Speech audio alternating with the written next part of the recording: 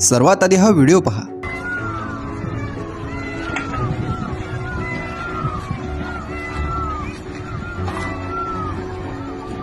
पक्ष्यांच्या रडण्याचा आवाज अगदी तसाच येत आहे जसा माणूस आपले घर उद्ध्वस्त झाल्यावर रडतो। खरं तर हा व्हिडिओ तेलंगणातील हैदराबाद शहराच्या मध्यभागी असलेल्या गचिबौली जवळील एका जंगलाचा आहे। विकासाच्या नावाखाली जगभरात झाडे आणि जंगले अंधाधुंदपणे तोडली जात आहेत। जंगले ही प्राणी आणि पक्ष्यांसाठी त्यांच्या घरासारखी असतात। जेव्हा ती नष्ट होतात तेव्हा ते प्राणी पक्षी माणसांसारखे रडतात। आता असाच एक व्हिडिओ सोशल मीडियावर व्हायरल होत आहे। या व्हिडिओने लोकांचे मन हेलावून टाकले आहे। व्हायरल व्हिडिओमध्ये असे दिसून येते की रात्रीच्या अंधारात अनेक बुलडोझर जंगल तोडत आहेत आणि झाडांमधून अनेक मोरांच्या ओरडण्याचा आवाज ऐकू येत आहे।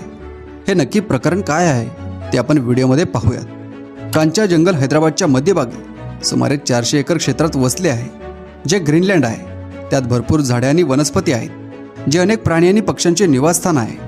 कांचा जंगलाला हैदराबादचे फुफ्फुसही म्हटले जाते। शेकडो एकरांवर पसरलेले हे जंगल रात्रीच्या अंधारात शांतपणे कापले जात होते।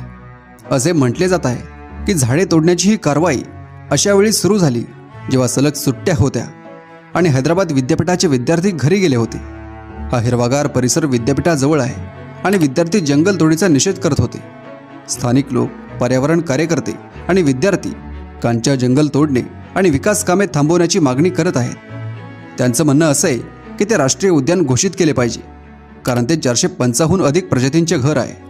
जेव्हा हैदराबाद विद्यापीठाच्या विद्यार्थ्यांना माहिती मिळाली की येथील जंगल साफ करून विकास काम सुरू केले जाणार आहे, तेव्हा त्यांनी त्याला विरोध करण्यास सुरुवात केली। येथे जंगल तोडून इमारती बांधल्या जातील असे सांगितले जात आहे। विकास प्राधिकरणाने हे जंगल तोडण्यासाठी सुट्टीचा काळ निवडला होता। सर्वात आश्चर्यकारक गोष्ट म्हणजे रात्रीच्या अंधारात एकाच वेळी अनेक बुलडोझर आणि कटिंग मशीन वापरून जंगल साफ केले जात होते। यामुळे तिथे राहणारे मोर आणि इतर प्राणी आणि पक्षी त्यांचे घर उद्ध्वस्त होताना पाहून जणू काही माणसांप्रमाणे ओरडत होते। याचा व्हिडिओ सोशल मीडियावर फार व्हायरल होत आहे।